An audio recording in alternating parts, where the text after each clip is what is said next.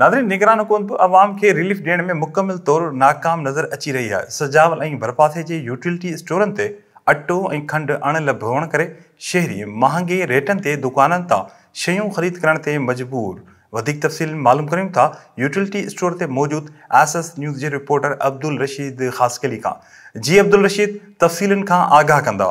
जी बिल्कुल, मुल्क के ॿियनि शहरनि या सुजाल में अटो ऐं खंड नायाब थी चुकी है। निगरान हुकूमत आवाम के रिलीफ ॾियण में मुकम्मल नाकाम नज़र अची रही है। उन सुजाल के एक यूटिलिटी स्टोर ते मौजूद आहियां जिते अटो ऐं चीनी मौजूद न आहे, जंहिं सबब शहरी सख्त परेशान ॾिसण में अची रहा आहिनि।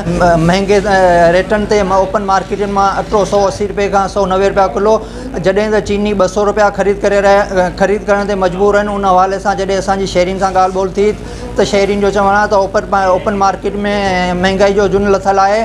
जॾहिं त असीं हुकूमत खां मुतालबो करियूं था त यूटिलिटी स्टोरनि ते सस्ती शयूं मुहैया कयूं वञनि त ग़रीब आवाम खे रिलीफ मिली सघे। जी।